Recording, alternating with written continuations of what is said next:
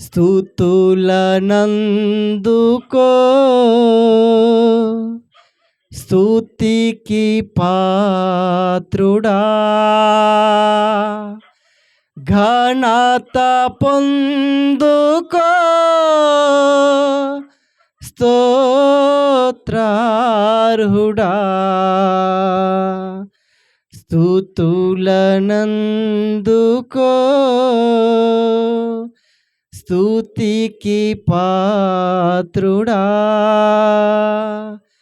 ఘనత పొందుకో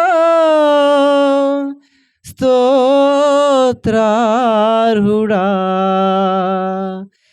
నీకే మారాధనా, నీ కోసమే ఆలాపనా, నీకే మారాధనా, నీ కోసమే ఆలాపనా, నీకే మా హృదయార్పణ, నీకే నా హృదయార్పణ. నీ వంటి దేవుడలేడు, నీకెవ్వరు సాటిరారు, నీ వంటి దేవుడలేరు, నీకెవ్వరు సాటిరారు. నీకే మారాధనా, నీ కోసమే ఆలాపన, నీకే మారాధనా, నీ కోసమే ఆలాపన, నీకే మా హృదయార్పణ, నీకే మా హృదయార్పణ. స్తుతులనందుకో స్తుతికి పాత్రుడా, ఘనత పొందుకో స్తోత్రార్హుడా. హల్లెలూయా. ప్రార్థన చేసుకుందాం. మమ్మల్ని ఎంతగానో ప్రేమించిన మా ప్రియా పరలోకమందున్న మా దేవా, నీ ఘనమైన నామమును బట్టి మీకు స్తోత్రములు ప్రభువా.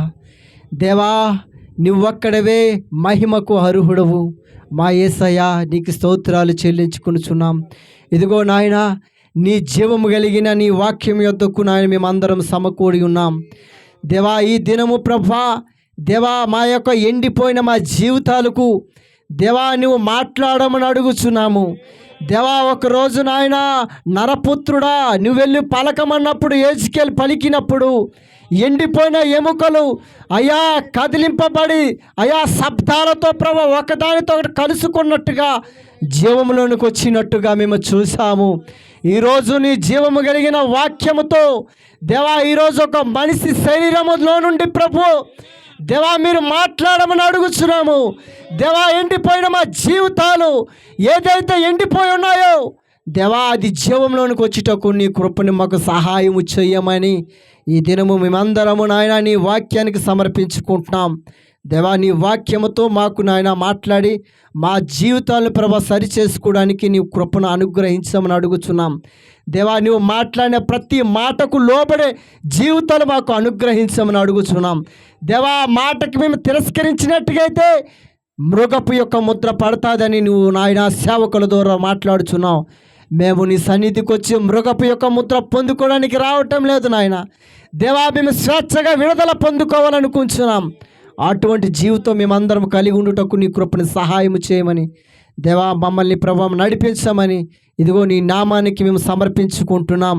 దేవా, నీ ఆత్మ చేత మమ్మల్ని నడిపించమని ప్రభువైన యేసుక్రీస్తు నామంలో ఇచ్చిన ప్రార్థన అడుగుచున్నాం తండ్రి, ఆమేన్. మరి వాక్యం వచ్చే ముందు ఓలిబిలి పాట పాడి వాక్యానికి అవకాశం ఇద్దాం.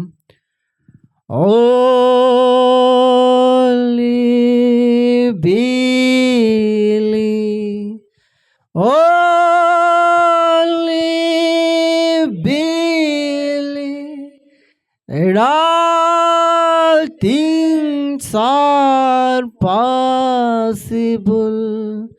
Only believe. Lord, I believe. My Lord, I believe. In all things are possible. Lord, I believe. Jesus is here. My Jesus is here. And all things are possible. My Jesus is here. సమయం దేవుని సేవకుని కాపుకిస్తున్నాం. పరిశుద్ధ కలిగిన తండ్రి, జీవాధిపతి నీకు స్తోత్రము నాయన. ఈ సాయంకాల సమయంలో మరొకసారి మాకు నువ్వు అవకాశం ఇచ్చావు. నీ వాక్యం వినడానికి, నీ వాక్యంలో మీ మనసును మిమ్మల్ని తెలుసుకోవటానికి మాకు నువ్వు అవకాశం ఇచ్చావు ప్రభువా. ఇదిగో నీ సన్నిధిలో మేము తల్ల వంచి ప్రార్థన చేస్తున్నాం. మా మధ్యలోకి రాత్రి దిగిరండి. ఈ బల్లేరుగూడలో ఉన్న చిన్న వధువుని మీరు దీవించి ఆస్వాదించండి ప్రభా. నీ వాక్యం చుట్టూ వచ్చినప్పుడు మాకు ఆనందము, నీ వాక్యము వినేటప్పుడు మాకు సంతోషము. లోకములో ఎంత తిన్నా ఏది చేసినా అందులో అసలు ఆనందమే లేదు నాయన. తృప్తి మీ దగ్గరే ఉన్నది నాయన. సంపూర్ణత మీ వద్దనే ఉన్నది ప్రభు. అది దానితో మాకు మీరు పోషించండి. నీ వాక్యము ద్వారా మాకు మీరు నడిపించండి. ఇదిగో వాక్యము చుట్టూ కూడొచ్చిన మా అందరితో మీరే దిగి వచ్చి మీ గొర్రెలకు ఆ జీవపు రొట్టెని విరిచి మీరే వడ్డించమని మాకు మేముగా నీకు సమర్పించుకుంటూ చిన్న ప్రార్థన యేసుక్రీస్తు నామములో అడిగి వేడుకొనిచున్నాము తండ్రి, ఆమెన్. దయచేసి అందరూ కూర్చోవాలని, వాక్యం చదవాలని కోరుచున్నాను. నిలబడి చూడగానే మన బైబిల్ తెరిచి ఆదికాండము 6వ అధ్యాయము 13, 14 వచనాలు మనము చదువుకుందాం. ఆదికాండము 6వ అధ్యాయము 13, 14 వచనాలు మనము చదువుకుందాం. చితిసారకపు మొరానుతో నీ కొరకు వాడను చేసుకొనుము. అరలు పెట్టి ఆ వాడను చేసి లోపటను వెలుపటను దానికి కీలు పూయవలెను. నీవు దాన్ని చేయవలసిన విధము ఇది. 13, 14 అన్నాను బ్రదర్. దేవుడు నోవహుతో సమస్త శరీరుల మూలముగా భూమి బలాత్కారముతో నిండి ఉన్నది గనుక నా సన్నిధిని వారి అంతము వచ్చి ఉన్నది. ఇదిగో వారిని భూమితో కూడా నాశనము చేయుదును. చితిసారకపు మ్రానుతో నీ కొరకు వాడను చేసుకొనుము. అరలు పెట్టి ఆ వాడను చేసి లోపటను వెలుపటను దానికి కీలు పూయవలెను. ఆమేన్. నెక్స్ట్. నీవు దాన్ని చేయవలసిన విధము ఇది. ఆ వాడ 300 మూరల పొడుగును, 50 మూరల వెడల్పును, 30 మూరల ఎత్తును గలదై ఉండవలెను. ఆమేన్. ప్రార్థన చేసుకుందాం. పరిశుద్ధ కలిగిన తండ్రి, ఈ చదవబడిన వాక్యము ద్వారా మా అందరితో మాట్లాడండి. సహాయము చేయము, కృపచేత మమ్మల్ని నడిపించుము.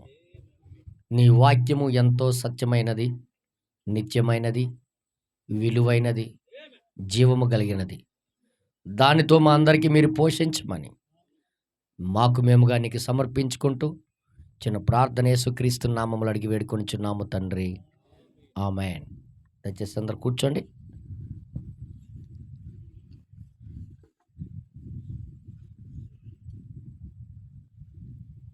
దేవుని నామానికి మహిమ కలుగును గాక. హల్లెలూయా. ఎంతమందికి నోరులు ఉన్నాయి? అందరికీ ఉంది. కొంతమందికి లేవు, చేతులు ఎత్తలేదు.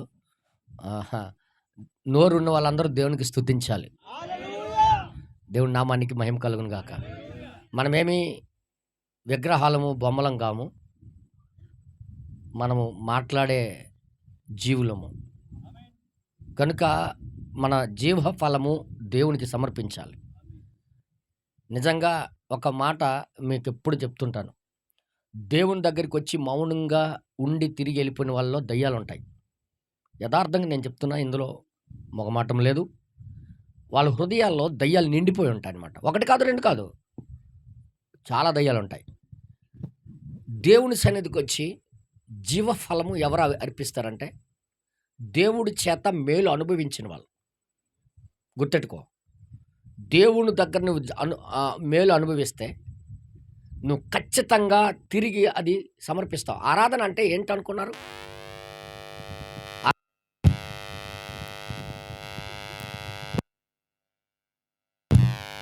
హల్లెలూయా.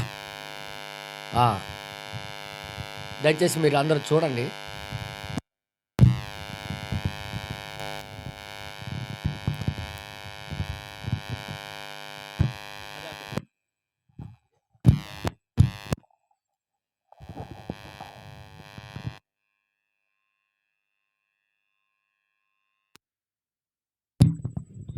హల్లెలూయా. దయచేసి దేవునికి సన్నిధిలోకి వచ్చి ఆరాధన చేయటం అంటే ఈరోజు కూడా చాలామందికి అర్థం కావట్లే. ఆరాధన అంటే ఆయన చేసిన దాన్ని బట్టి ఆయనకి పొగడడం. ఆయన నీకేం చేశాడో దాన్ని బట్టి పొగడడం. డాక్టర్ గారి దగ్గరికి వెళ్తే నువ్వు బాగు చేస్తే నువ్వేమంటావు తెలుసా? నెక్స్ట్ వారం వెళ్ళగానే, సార్ మీరు ఆ రోజు మీరు ఇవ్వకపోతే ఆ ట్యాబ్లెట్లు నా పని అయిపోయేది, నేను మంచి ట్యాబ్లెట్లు ఇచ్చారు అయ్యా, నిజంగా మీ రుణం తీర్చుకోలేను అని పొగుడుతారా లేదా? మాట్లాడరేటి? మరి దేవుడు ఉదయం నుండి సాయంత్రం వరకు నీకు మేలు చేస్తూనే ఉన్నాడు. మీకు మరి చెప్తున్నా, దేవుడికి ఆరాధన చేయటం అంటే ఏంటో నీకు ప్రత్యక్షంగా నీకు వ్యక్తిగతంగా నీకు తెలిసి ఉండాలి. నీకు ఇప్పుడు నీ విలువ నీకు చెప్పానంటే ఆశ్చర్యపోతావు. నీకు ఒక్క నిమిషం చెప్తాను, దేవుడు ఎంత మేలు చేస్తున్నాడో నీకు అనేది ఒక 2 మాటలు చెప్తాను. నేను ఇస్సాకు బ్రదర్ రాలేదు బండిగూడ నుండి, ఈరోజు రాలేదు. ఆయనకి ఒక పన్ను పెట్టుకుని ఉన్నాడు. ఆయన నిన్నే అడిగాను, నువ్వు పెట్టుకున్న పన్ను నీది సొంతదేనా లేకపోతే పెట్టించుకున్నావా అని అడిగాను. నేను పోల్చి, లేదన్యా ఒక పన్ను ఇది పుచ్చిపోయింది లోపల, నేను వేరే కొనుక్కొని పెట్టుకున్నాను, ఎంత అయింది అన్నాడు. ఇది సీఫ్ అండ్ బెస్ట్ ఒక పన్ను 2000 అనియా. ఒక్కొక్క పన్ను 10,000 ఉన్నాయి, 5,000 ఉన్నాయి, 3,000. మన స్తోమత బట్టి మనకి ఆ పళ్ళు పెట్టుకోవచ్చు అనియా. ఈ పన్ను మాత్రం 2,000 అన్నాడు. ఒక్క పన్ను ఇది ముందుది 2,000 అయిందట ఆయనకి. నాకు మీరు చెప్పు, నువ్వు ఉచితంగా నీకెన్ని పళ్ళు ఉన్నాయి? 32,000 నువ్వు ఇచ్చావా డబ్బులుగా దేవుడికి? అది ఫ్రీ కదా? ఇది ఈ ఒరిజినల్ పన్ను కొనాలంటే, సేమ్ ఒరిజినల్ లాంటిది ఉండాలంటే 12,000 అట ఒకటి. 12,000 అంటే 12,000 ఎంత అన్యా? అంటే నీకు పళ్ళు ఇచ్చి నీకు నమ్ములుకొని ఆహారం మింగడానికి నువ్వు జీర్ణం చేసుకోలేవని, ఆహారం డైరెక్ట్గా వెళ్తే నువ్వు జీర్ణం చేసుకోలేవని, అంత కాస్ట్లీ కలిగిన పళ్ళు నీకు ఇస్తే, అలాంటి దేవుడికి నువ్వేమైనా ఎంతైనా అంటున్నావా? ఎంతైనా అంటారా? ఒక మాట, ఎమర్జెన్సీ రూమ్లోకి వెళ్ళి ఆక్సిజన్ సిలిండరు ఒక 2-3 గంటలు పెడితే 15,000 బిల్లు. 15,000 బిల్లు. ఐసీయూలో పెట్టి నీకు ఆక్సిజన్ ఎక్కిస్తే 15,000 బిల్లు రాస్తాడు డాక్టరు. ఆక్సిజను ఎంత ఫ్రీగా గాలి పీల్చుకుంటున్నావు నువ్వు? రోజుకి ఎన్ని కోట్లు కడుతున్నావు నువ్వు? ఎన్ని లక్షలు కడుతున్నావు నువ్వు? ఎంత కట్టాలి నువ్వు? నీ జీవితం సరిపోద్దా కట్టడానికి? నువ్వు బ్రతుకున్నంత వరకు ఆక్సిజన్ పీలుస్తున్నావు ఫ్రీగా. అయినప్పటికి కూడా దేవుడి దగ్గరికి వచ్చి, తండ్రి నేను బ్రతుకున్నానంటే నువ్వే సహాయం చేస్తున్నావని దేవుడి దగ్గర ఏమైనా దేవునికి కృతజ్ఞతలు అర్పిస్తున్నారా? మీ జీవ ఫలము అర్పించడానికి చాలామందికి నోరులు రావట్లే. నువ్వు చేసిన మేలు, నువ్వు పొందుకున్న మేలుని బట్టైనా ఆయనకి నువ్వు చెప్పకపోతే నీ లోపల దయ్యం కాకపోతే మరొకటి ఏంటి? అందుకే నోరిప్పాలి దేవుని సన్నిధికి వచ్చి. నోరిప్పి దేవునికి ఆరాధన చేయాలి. అలాంటి దేవుడు ఉచితంగా మనకి గాలి ఇస్తున్నాడన్న. మనం ఇప్పుడు పీలుస్తున్న గాలి గంటకి కానీ లెక్కేస్తే మన జీవితం అంతా అమ్మినా, మన కిడ్నీ లివర్లు అమ్మినా దానికి డబ్బులు కట్టలేము మనం. అంత గొప్ప దేవుడు ఫ్రీగా మనకి ఇస్తున్నాడంటే, తండ్రి ఈరోజు నేను బ్రతికానంటే నీ కృప బట్టేనయ్యా. అయ్యా ఈరోజు ఇక్కడ ఉన్నానంటే నీ కృప బట్టేనయ్యా. ఈరోజు నేను ఆహారం తినగలుగుతున్నట్టే నీ దయ బట్టేనయ్యా. ఈరోజు నేను చక్కగా పడుకోగలుగుతున్నానంటే నీ కనికరం బట్టేనయ్యా. ఈరోజు నేను బట్ట కట్టుకుంటున్నానంటే నీ దయ, నీ కనికరం, నీ కృప బట్టే నేను ఇది కట్టుకుంటున్నానయ్యా అని దేవునికి స్తుతులు అర్పించడమే రావట్లేదే, దేవునికి ఆరాధన చేయడమే రావట్లేదే. ఎలా దేవుడు సంతోషిస్తాడు? అదే ఒకడు మంచి టిఫిన్ ఇస్తే చాలు, నిన్న చాలా బాగుందండి మీరు వేసిన అట్లు, నిన్న ఇచ్చిన మీ టిఫిన్ సూపర్గా ఉందండి, కూర ఏం హైలైట్ చేస్తారండి నిజంగా. ఎంత రే మనిషికి ఆరాధన చేస్తున్నావే, మనుషులకి ఆరాధన చేస్తున్నామే, మనుషులకి పొగుడుతున్నామే, మనుషులకి చెప్తుంటామే ఏదో ఒకటి, కానీ దేవుడు చేసిన దానికి ఎందుకు చేయట్లేదు? అందుకే దేవుడు సన్నిధిలోకి వచ్చినప్పుడు హృదయపూర్వకంగా ఇవన్నీ ఎరిగి దేవునికి స్తుతించాలా. ఎందుకు స్తుతించాలా? ఇవన్నీ ఫ్రీగా ఇస్తున్నాడు నీకు ఉచితంగా పోసేది. నువ్వు చేయలేవు, నువ్వు కొనలేవు, ఇవన్నీ నీ తరం కాదు కొనుక్కోవడానికి. ఈరోజు సుఖంగా నీకు నిద్ర పడుతుందంటే ఆ నిద్ర కోసం లక్షల రూపాయలు ఖర్చు పెడుతున్నాడు ఒక్కొక్కడు. ఈరోజు నీకు మంచం ఎక్కగానే హాయిగా నిద్రపోతున్నావు అంటే అది ఎవరు పడుకోబెడుతున్నారు అనుకున్నావు? దేవుడు. ఇవన్నీ ఎరిగి ఆయనకి స్తుతించాలా. అర్థమైందండి అమ్మ? అర్థమైంది. ఎందుకు స్తుతించాలి? ఆయన చేసిన మేలును బట్టి. ఆయన చేసిన మేలులు ఒకటి కాదు, రెండు కాదు. నువ్వు ఎన్నోసార్లు పాము పక్క నుండే వెళ్ళిపోయింది నీ పక్క నుండి, అది కరాలంటే కరిచేయగలదు, కానీ దేవుని యొక్క కృప. నిజం చెప్తున్నాను. ఇవన్నీ తలంచి కూర్చొని ఆలోచిస్తే, వాక్యం దగ్గర కూర్చుంటే ఇవన్నీ అర్థమవుతాయి. అందుకే దావీదు గారు క్షణము అణువు కోసం దేవుణ్ణి స్తుతిస్తాడు. ఈయన స్తుతించడం కాదు, సృష్టి నువ్వు మిగులున్నావంటే ఈరోజు ఆయన దయబట్టి చప్పట్లు కొట్టు. ఆకాశమా దేవుని స్తుతించు, నక్షత్రాలా దేవునికి స్తుతించండి. ఈరోజు అక్కడ మిగిలిన్నారంట ఆయన దయ. అది ఆకాశానికి, సృష్టికి మొత్తం చెప్తున్నాడు ఆయన. ప్రతిదానికి చప్పట్లు కొట్టండి. ఆకాశమా దేవునికి స్తుతించు, భూమి దేవునికి స్తుతించు అని ఎందుకు నేర్పిస్తున్నాడు అనుకున్నావు? ఆ మేలు ఎరిగిన వాడు అది చేస్తాడు. అది అలాగా మనకి ఎంతో అద్భుతంగా చేసి ప్రతిరోజు నడిపిస్తున్నాడే. ఈరోజు అంత హాస్పిటల్లో ఏడుస్తున్నారు తెలుసా చాలామంది. విశాఖపట్నం వెళ్ళండి, విజయనగరం వెళ్ళండి, పార్తపురం వెళ్ళండి, ఖాళీలు లేవు, బెడ్లు, ఏడుస్తున్నారు. కానీ ఈరోజు మనకు ఆరోగ్యం ఇచ్చి ఎంత చక్కగా మనకి దేవుడు నడిపించాడంటే మనం ఎంత చేతులెత్తి దేవునికి స్తుతించాలి. అర్థమవుతుందా? మౌనంగా ఉంటే అది దయ్యపు స్వభావం. కానీ నిజంగా దేవుడు మేలు ఎరిగిన వాడు ఎప్పుడు నిశ్శబ్దంగా కూర్చోలేడు. ఎరుగున్న వాళ్ళు ఎప్పుడు కూడా నిశ్శబ్దంగా ఉండలేరు. అందుకని నేను చెప్తుంటాను, నీకు కానీ ఈ విషయాలు తెలిస్తే గుండె పగిలి ఏడాలా. దేవుడు చేసిన మేలులు అంత కాదు ఇంత కాదు. ఆయన చేసిన ప్రతి మేలు కోసం దేవుణ్ణి సన్నిధిలో నిలబడి, అందుకే ఆరాధన చేసే ముందు ఈ స్తుతులు అర్పించిన తర్వాత, జీవఫలం ముందు అర్పించిన తర్వాత, అప్పుడు దేవుడు తన యొక్క వాక్యంతో మనకు పోషిస్తాడు. అంటే ముందు ఏం చేయాలా? జీవఫలం దేవునికి సమర్పించాలా. నువ్వు యథార్థంగా నువ్వు లేకపోతే మాట్లాడొద్దు అనట్లేదు ఆయన. నీకు చేసిన దాన్ని బట్టే మాట్లాడయ్యా. చేసినప్పుడు ఈరోజు మేలు చేసిన వాడికి తిట్లు తింటుంటారు. దేవుడు కూడా అంతే. ఆయన ఎంత మేలు చేసినా ఆయనకి రావాల్సిన గౌరవం కానీ, ఆయనకి రావాల్సిన మహిమ కానీ, ఘనత కానీ ఆయనకి దక్కట్లే. అందుకే దయ్యాలు పట్టేస్తున్నాయి. దేవుడికి ఇవ్వవలసిన ఘనత, మహిమ ఇవ్వకపోయింది ఏంటంటే దయ్యము, ఒక దయ్యపు ఆత్మ. వాళ్ళు మాత్రమే దేవుని స్తుతించరు, నోరు మూసుకొని పల్లక వస్తారు బొమ్మల్లాగా. ఏటి నాకు దేవుడు చేయలేదు అన్నట్టుగా ఫీలింగ్ అయిపోయి వెళ్ళిపోతుంటారు. నీ పళ్ళన్నీ ఒకరోజు యాక్సిడెంట్లో రాలిపోతాయి చూడు, ఆ రోజు ఆ పన్ను యొక్క విలువ తెలుస్తుంది. పళ్ళు విలువ ఎప్పుడు తెలుస్తుంది అంటే యాక్సిడెంట్లో పడిపోయినప్పుడు. అది లేనప్పుడు దాని విలువ తెలుస్తుంది. అయ్యో పళ్ళు, అయ్యో నా పళ్ళు అంటావు. అప్పుడు ఆ పన్ను కట్టించుకోవడానికి వెళ్ళినప్పుడు ఆ డాక్టర్ అంటాడు, ఒక్కొక్క పన్ను 2000 అవుతుందమ్మా. అది మామూలు డూప్లికేట్ పళ్ళు. ఇంకా నీ పన్ను సేమ్ గట్టితనం ఉండాలంటే ఎంత డబ్బు అవుతుంది అంటాడు. అదిగో కట్టగలవా నువ్వు? అలాంటిది తంగిలి నవిలేస్తున్నావు దాంతో. ఆ? దుమ్ములు సౌండ్ రాకుండా పిట్రి పిట్రి పిట్రి పిట్రి నవిలి పారేస్తాం అందులో పెట్టి. ఆ? పర్ర పర్ర తాలింపు వేసినప్పుడు నవిలేస్తుంటాం. మన ఉదాహరణ చెప్తున్నానరా, లెక్కేయాలంటే మన జీవితం చాలదు.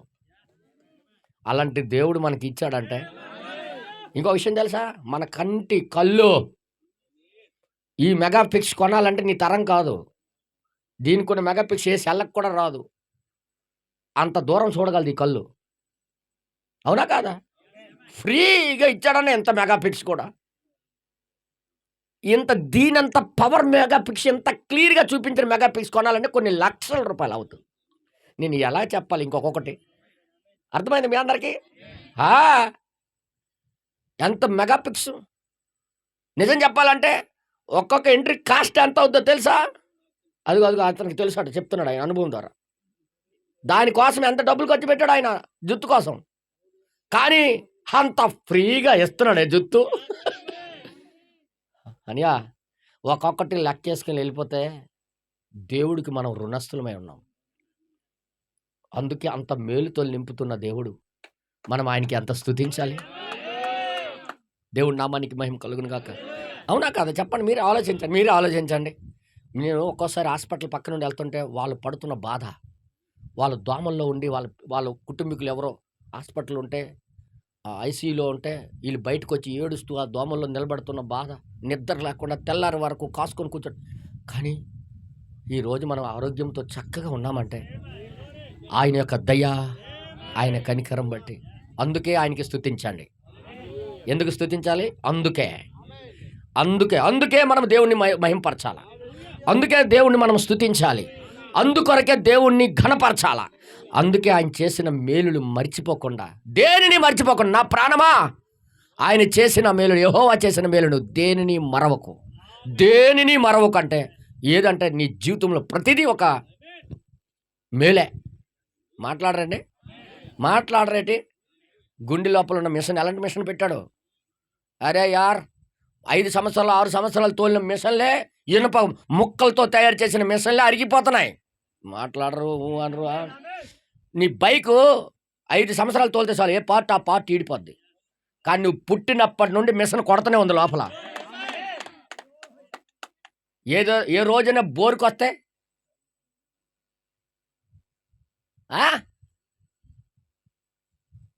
ఏమవుతావు నువ్వు?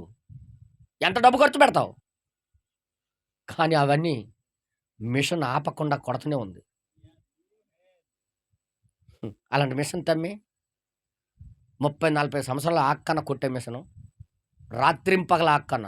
నీ మోటరు ఒక రోజు రాత్రింపగలు కొడితే చాలు, ఫినిష్ అయిపోద్ది ఆ బోరు. బైక్ ఆన్ చేసి ఉంచు, రాత్రింపగలు చూద్దు ఏమవుద్దో. కారు ఆన్ చేసి ఉంచు, ఏమవుద్దో నీకే తెలుస్తుంది. కాలిపోతాయి, ఎక్కడిదక్కడ కాలిపోతాయి, ఇంజిన్ ఆరిపోద్ది లోపల. కానీ నువ్వు పుట్టినప్పటి నుంచి లోపల ఆ మిషను ఆక్కున్న కొడుతూనే ఉందే, నీకు బ్రతికిస్తూనే ఉందే. మరి ఎంతగా దేవునికి మనం స్తుతించాలి. అందుకే ఆయన చేసిన మేలుకి దేనిని మర్చిపోకు. హల్లెలూయా. అర్థమవుతుంది మీ అందరికీ? ఇంకా ఎలాంటి స్పర్శ తెలుసా? నీ శరీరానికి, నీ చర్మానికి ఇచ్చాడు. దాని మీద పురుగు నడిచినా నీకు అర్థమైపోద్ది. యువతలు నడిచిన దానికి నీకు ఎలాగ అర్థమైపోతుందయ్యా? కంప్యూటర్, అలాంటి కంప్యూటర్ పెట్టాడు నీ లోపల. ఎలా? దాని మెమరీ ఎలా పనిచేస్తుంది? ఎలా? నీ చెయ్యి వెంటనే వెళ్ళి ఆ పురుగు ఎక్కుతున్న ప్లేస్కి వెళ్ళిపోయి చెయ్యి టప్ప నెలకు జల్లేస్తుంది. ఏ కంప్యూటర్ ఉందన్న వైరస్ రాగానే దానంతట తాను బాగు చేసుకునేది? కానీ నీ మిషన్ అలాంటిది పెట్టాడు దేవుడు. చూసారా ఆశ్చర్యం. అందుకే దేవుడు చేసిన కార్యాలకి ఆయన మనం ఘనపరచాలా, స్తుతించాలా. దేవుడి నామానికి మహిమ కలుగును గాక. అందుకే నేను మరి చెప్తున్నా, దేవుడి సన్నిధికి వచ్చిన తర్వాత నిశ్శబ్దంగా కూర్చోకండి. ఆయన మేలు ఎరిగి దేవుని స్తుతించండి. ఆయన చెప్పండి మీ నోటి ద్వారా, ప్రభువా ఈరోజు నేను ఇలా ఉన్నానంటే నీ దయ, ఈరోజు నాకు ఇలా జరిగింది, నువ్వే లేకపోతే చచ్చిపోయేవాడిని, నీకు అందుకే స్తుతులు ప్రభువా, నీకే మహిమ ప్రభువా అని నోటి ద్వారా చెప్పండారా. ఇడ్లీ తింటే ఇడ్లీ బాగుందని చెప్తావు కోంటోడుతో. గోవిందా నిన్నైతే సూపర్ చేసావు, చట్నీ బాగుంది, ఎక్స్ట్రా తినేసాను నిన్న, ఎంత టేస్ట్ చేసావు, ఏటేసావు, థ్యాంక్స్ అయ్యా. ఓ, డబ్బులు తీసుకున్నోడికి డబ్బులు తీసుకొని టిఫిన్ ఇచ్చినందుకు పొగిడేస్తావు నువ్వు ఆయనకి. నీ దగ్గర పావలా తీసుకోకుండా, 10 పైసలు తీసుకోకుండా ఉచితంగా నీకు మేలు చేస్తుంటే మనం ఏమి స్తుతించకుండా కూర్చుంటున్నామంటే దయ్యాలు కాకపోతే మరేటన్నా? ఎప్పటికైనా స్తుతిస్తారా? ఎంతమంది దేవునికి స్తుతిస్తారు? దేవుడి నామానికి మహిమ కలుగును గాక. ఇంకో విషయం చెప్పనా, ఇంకొక ఆశ్చర్యం ఏంటంటే ఎవరు చేయలేకపోయిన మేలు చేసే దేవుడు ఒక్కడే. ఆయనలాగా మేలు చేసిన వాడు ఇంకొకడు లేడు. ఇంకో విషయం తెలుసా, నాకెవరు అర్థం చేసుకోవట్లేదు, నాకెవరు ప్రేమించట్లేదు అంటుంటావు. నీకు ఈ లోకంలో ఎవడు ప్రేమించకపోయినా ఆయన నిన్ను ప్రేమిస్తున్నాడు చూడు. గొప్ప ధన్యత. ఈ లోకంలో ఉన్న ప్రేమలన్నీ మోసమే. ఏది పర్మనెంట్ ప్రేమ కాదు, అన్నీ ఫిలియో ప్రేమలే. ఏది పర్మనెంట్ ప్రేమ కాదు. భార్యాభర్తల మధ్యలో ఉన్నది పర్మనెంట్ ప్రేమ కూడా కాదు. మీకు తెలుసా? భార్యాభర్తల మధ్యలో ఒరిజినల్ ప్రేమ అనుకుంటారేటా? ఒరిజినల్ ప్రేమ భార్యాభర్తల మధ్యలో గట్ట లేదు. ఫిలియో ప్రేమ. ఫిలియో ప్రేమ తనకు అనుగుణంగా ఉంటే ప్రేమిస్తాడు, లేకపోతే లేదు.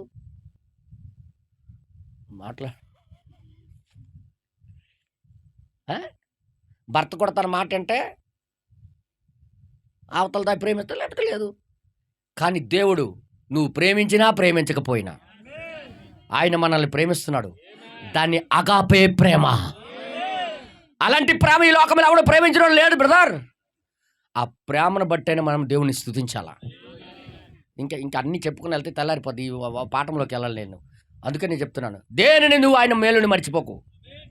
యెహోవా చేసిన మేలులు దేన్ని మర్చిపో. ఓ నా ప్రాణమా, నా అంతరాత్మ, ఆయన చేసిన మేలులు దేనిని మర్చిపోకు. ఆయన చేసిన ఉపకారాలు దేన్ని ఒకటా రెండా? ఒకసారి కూర్చొని రాస్తే నీ శరీరంలో జరుగుతున్న ప్రతి కార్యానికి ఆయన చేసిన ఉపకారాలు ఎంత గొప్పవో నీకు అర్థమవుతాయి. అందుకే దేవుని సన్నిధిలోకి ఆరాధనకు వచ్చే ముందు అందరికి ఆరాధన చేయండి, లేవండి, ఆయనకి మహింపరచండి అంటే కొంతమంది ఇల్లు అటు ఇటు చూసుకొని ఉంటారు.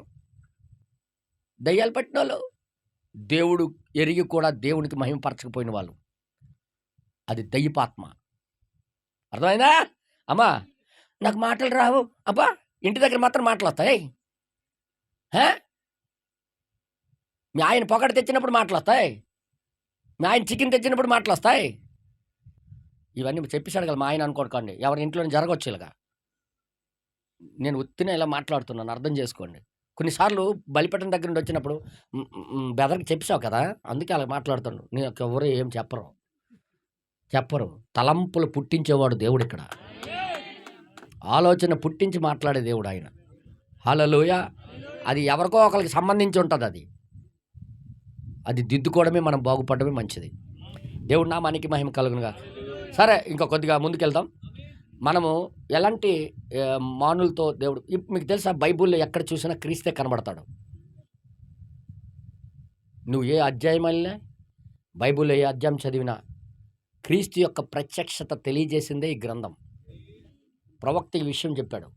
అది ఎలాగా అనుకుని నేను అనుకున్నాను, ఎక్కడ ఇప్పుడు ఈ 6వ అధ్యాయంలోనా క్రీస్తు ఉన్నాడా అని నేను చదువుతుంటే క్లియర్గా రాయబడింది క్రీస్తే. నేను ఆశ్చర్యపోయిన మాట. బైబిల్లో నువ్వు ఏ అధ్యాయం తీయు, ఆ అధ్యాయంలో క్రీస్తు ఉంటాడు, తన సంఘము ఉంటుంది. కానీ చూడ్డానికి ఎవరో స్టోరీలా కనబడుతుంది. ఎవరి గురిండో దేని గురించో మాట్లాడినట్టుగా ఉంటుంది. ఏ చెట్టు గురిండో ఏ కర్ర గురిండో మాట్లాడినట్టుగా ఉంటుంది. కానీ అక్కడ క్రీస్తు ఉంటాడు, నువ్వు ఉంటావు, క్రీస్తు ఉంటాడు. అలాగ కనబడినంత వరకు బైబిల్ చదవండి అన్నాడు ప్రవక్త. ఇక్కడ మీకు క్రీస్తు చూపిస్తాను, మనము చూసుకుందాం. ఇప్పుడు మనము కనబడాలి, క్రీస్తు కనబడాలి. డినామినేషన్ లాగా చదివేసి బైబిల్ పెట్టడం కాదు. ఏ అధ్యాయం చదివినా అందులో క్రీస్తు కనబడాలి, అందులో నువ్వు కనబడాలి. అదే బ్రదరు, నోహా గురించి చదివించాను, నేను ఎలా కనబడతాను? దేని గురిండో చదివాము, నేను ఎక్కడ యేసుప్రభు ఎలా కనబడతాడు? అది నోహా స్టోరీ అంటే మనకి ఇంకా సరిగ్గా గుడ్డితనము పోలేదని అర్థం. నిజంగా ఆత్మీయ నేత్రాలు తెరవబడిన వాడికి ప్రతి అధ్యాయంలో క్రీస్తును కనుగొంటాడు, తనకు తానుగా గుర్తించుకుంటాడు. ఇద్దరిని కూడా చూసుకోండి. ఇప్పుడు మనము కనబడాలా, క్రీస్తు కనబడాలా. ఇక్కడ క్రీస్తు ఉన్నాడా ఈ 13, 14 వచనాల్లో అంటే క్రీస్తు ఎలాగా దాయబడి ఉన్నాడో మీకు నేను చూపిస్తాను. ఎలాగ దాయబడి ఉన్నాడో ఈరోజు నువ్వు నేను ఎలాగ దాయబడి ఉన్నామో నేను చూపిస్తాను. ఈ గ్రంథం అంతా క్రీస్తు యొక్క స్టోరీ, మన స్టోరీ. ప్రతిదీ కూడా ఇది డినామినేషన్ ఉన్నప్పుడు ఎవడు మనకు అలా బోధించలేదు. డినామినేషన్ ఇది కప్పిసాయి. కానీ దేవుడు కృపచేత 7వ దూతను పంపించి ఈ మర్మాలన్నీ దేవుడు తెలియజేశాడు. ఆయన గ్రంథం అంతా క్రీస్తు యొక్క ప్రత్యక్షతయే. క్రీస్తుని తెలుసుకోవడానికి క్రీస్తుని తనకు తాను బయలుపరుచుకుంటున్నాడు. క్రీస్తు తనకు తానుగా బయలుపరుచుకుంటున్నాడు. తన స్వభావాన్ని బయలుపరుచుకుంటున్నాడు. తన గుణలక్షణాన్ని బయలుపరుచుకుంటున్నాడు. తనకు తానుగా మనకి బయలుపరుచుకుంటున్నాడు. మనముగా దాన్ని పట్టుకొని దాన్ని కలిగి ఉండాలని దేవుడి యొక్క కోరిక. ఓకేనా? చూద్దాం మరొకసారి 13, 14 వచనాలు చదువుదాం. మరొకసారి చదువుదాం. దేవుడు నోహవుతో సమస్త శరీరాల మూలముగా భూమి బలాత్కారముతో నిండి ఉన్నది గనుక, భూమి బలాత్కారంతో నిండిపోయింది, నా సన్నిధిని వారి అంతము వచ్చి ఉన్నది. నా సన్నిధికి వారి యొక్క అంతం వచ్చాడు. దేవుడు తీర్పు తీర్చడానికి రెడీ అయిపోయాడు. అవునా కదా? భూమి బలాత్కారంతో నిండిపోయింది, దానికి తీర్పు తీర్చడానికి దేవుడు నిర్ణయం చేసుకున్నాడు. అవునా కదా? ఓకే, నెక్స్ట్ తర్వాత ఇదిగో వారిని భూమితో కూడా నాశనము చేయుదును. నేను భూమితో కూడా నాశనం చేస్తాను. చితిసారకపు మ్రానుతో నీ కొరకు ఓడను చేసుకొనుము. చితిసారపు మానుతో నీ కొరకు ఓడను తయారు చేసుకో. అరలు పెట్టి ఆ ఓడను తయారు చేసి లోపటను వెలుపటను దానికి కీలు పూయవలెను. లోపల బయట కీలు పూయాలి. లోపల పూయాలి, బయట పూయాలి. లోపల ఉండాలి దాని కీలు, ఆ ఓడకి బయట ఉండాల. కేవలము లోపల ఉంటే పనిచేయదు, బయట కూడా ఉండాల. బయట ఉంటే పనిచేయదు, లోపల ఉండాల. అలాగ తయారు చేయి అన్నాడు. ఇక్కడ దేవుడు తన యొక్క గుణలక్షణాన్ని ఆయన తెలియజేసుకుంటున్నాడు. దేవుడు తన యొక్క స్వభావాన్ని మనకి తెలియజేస్తున్నాడు. ఏంటా స్వభావమో మనం చూద్దాం. స్థితిసారపు మానే ఎందుకు? స్థితిసారపు మానే ఏం టేక్ చెట్లు ఉన్నాయి. నెంబర్ 1 మద్ది చెట్లు ఉంటాయి. ఇనుముతో సమానము లాంటి గట్టితనము కలిగిన చెట్లు, దానికన్నా గొప్ప గొప్ప చెట్లు ఉన్నాయి. కానీ ఈ స్థితిసారపు మానునే దేవుడు ఎందుకు తీసుకోమన్నాడంటే అది ఒక విశ్వాసికి సాదృశ్యం అన్నాడు ప్రవక్త. ఇప్పుడు మనకు గుర్తింపు చేస్తున్నాడు. ఇప్పుడు మనకు చూపిస్తున్నాడు ఆ స్థితిసారపు మాను. ఎందుకంటే దానికి ఒక స్వభావం ఉంటుంది. అది లోపల గుల్ల కలిగి ఏదైనా పీల్చేస్తుంటుంది. అది దేవుడు నామ ఏంటది? ఏదైనా పీల్చేస్తుంది లోపలికి పీల్చుకునే గుణము ఈ స్థితిసారపు మానుకుంది. అదే స్వభావం మానవుడిది. ఏదైనా ఓకే అంటాడు వాడు. ఏదైనా పాపమైనా రెడీ, మంచి అయినా రెడీ. పాపమైన అంటే పీల్చుకునే స్వభావము మన జీవితాలకి ఎలాగైతే ఉందో అందుకే దేవుడు స్థితిసారపు మానునే తీసుకోమన్నాడు. అంటే మనల్ని ఉద్దేశించే. హల్లెలూయా. ఏదైనా పీల్చేస్తాం మనం. ఇలాగ పీల్చేస్తామని దేవుడు ఎరిగే ఆయన ఏం చేశాడంటే ఇలాగే ప్రతిదీ కూడా అంటే అలాగ తయారు చేశాడు దేవుడు మానవుడికి. ఆ మానవుడికి తయారు చేయడం అలాగ చేశాడు. ఎందుకంటే పీల్చుకొని లోపలికి లాక్కునే గుణము ఆ చెట్టుకుంటున్నట్టుగా మనిషిలో కూడా వెంటనే ఆకర్షించబడి దేనికైనా లోబడిపోతాడు. వెంటనే లోబడిపోతాడు అనమాట. ఆయన లోపలికి ఎంటర్ అయిపోద్ది అది. అలాంటి గుణము ఆ స్థితిసారపు మాను కలిగిన గుణం. అంటే నేనే, ఉదాహరణకి చెప్తున్నాను, నేనే ఆ మాను ఎవరు కాదు, నాకు ఉద్దేశించి ఆ మాను కొనమన్నాడు, అది చేయమన్నాడు. ఆ మానే తీసుకున్నాడు. ఎందుకంటే విశ్వాసికి సాదృశ్యం అది. వింటున్నారా? విశ్వాసికి సాదృశ్యం. ఈ స్థితిసారపు మాను అలాంటి స్వభావం కలిగింది కాబట్టే అది తీసుకోమన్నాడు. అది మనలాంటి గుణం కలిగింది. పనికిమాలిన గుణం ఏదైనా పీల్చేస్తుంది. మంచి చెడ్డలు వివేచించకపోయిన మనస్తత్వాలు మనవి. తొందరగా అట్రాక్షన్ అయిపోతాం, తొందరగా దానికి ఆకర్షితులమైపోతాం. మీ విషయం ఏదో కానీ నేను అలాగే అనుకునేవాడిని. నిజం చెప్తున్నాను, ఎలాంటినే ఆకర్షించబడడం ఇది చాలా రాంగ్ స్వభావం. అందుకే స్థితిసారపు మాను తీసుకోమన్నాడు. గట్టి మాను అయితే పీల్చుకోదు. అది సేవ కలిగిన మానులు అలాగ పీల్చవు. లోపల ఏ పట్టు లేని గుణతత్వము, మానవ హృదయం చెడిపోయిన గుణం కలిగింది. ఒక పటుత్వం మానవుడు లేదు, స్థిరత్వం లేదు మానవుడిలో, గట్టితనం లేదు మానవుడిలో. అది దేవుడిలోనే ఉంది. వెంటనే మనిషి ఆకర్షించబడిపోతాం మనం. ఆ స్థితిసారత్మానుకి ఆ గుణం ఉందన్నమాట. అందుకే స్థితిసారత్మాను తీసుకున్నాడు దేవుడు. మనం దొరికిపోయాం ఇక్కడ, చెట్టు రూపంలో మనం ఉన్నాం. ఎంతమందికి అర్థమైంది? ఇప్పుడు ఈ చెట్టు ఉంది. ఇప్పుడు ఈ చెట్టు ఏం చేయబోతుందంటే తీర్పు రాబోతుంది భూమి మీదకి. వింటున్నారా? భూమికి తీర్పు రాబోతుంది. ఆ తప్పుడు మనుషులకి, బలత్కారంతో నిండిన ప్రజలకి తీర్పు దేవుడు కేటాయించాడు. ఈ తీర్పు రాబోతుంది. ఈ తీర్పు రాబోతున్న ఈ తీర్పులో ఈ చెట్టు నిలబడాలంటే, నోట్ దిస్ పాయింట్, ఈ చెట్టు నిలబడాలంటే అది వెంటనే తీర్పును కూడా పీల్చేస్తుంది. నేను మాట్లాడే తీర్పును కూడా పీల్చేస్తుంది. బతకాలని కోరిక కూడా దానికి లేదు, ఏదైనా పీల్చేస్తుంది. మాట్లాడరేంటి? అర్థమైందా? మీరు ఎప్పుడైనా తేనెటీగలు పట్టు నైట్ పూట తీసారా ఎప్పుడైనా? దాని గుణం ఏంటంటే దాని దగ్గర ముళ్ళు ఉంది, ఏదైనా పొడి చేత్తనని వెళ్తుంది అనమాట అగ్గిలోకి. మాట్లాడు. నువ్వు ఎప్పుడైతే అగ్గి పెడతావు కిందకి, దాని కోపంతో రేగిపోయి ఎవడరీడు వచ్చాడు, నా దగ్గర ముళ్ళు ఉంది పొడి చేత్తనని వెళ్తాడు అగ్గిలోకి. మరి అట్టుండి ఇటు రాడు. అర్థమైందా? అలాంటి స్వభావమే ఈ స్థితిసారత్మానికి. తీర్పైనా పీల్చేసుకుంటుంది, తీర్పైనా రమ్మంటుంది. అందుకంటాడు చాలామంది, ఒరే సత్తారండి, సచ్చానే అంటుంటాడు. ఓరే స్థితిసారత్మాను. అర్థమైంది మీ అందరికీ?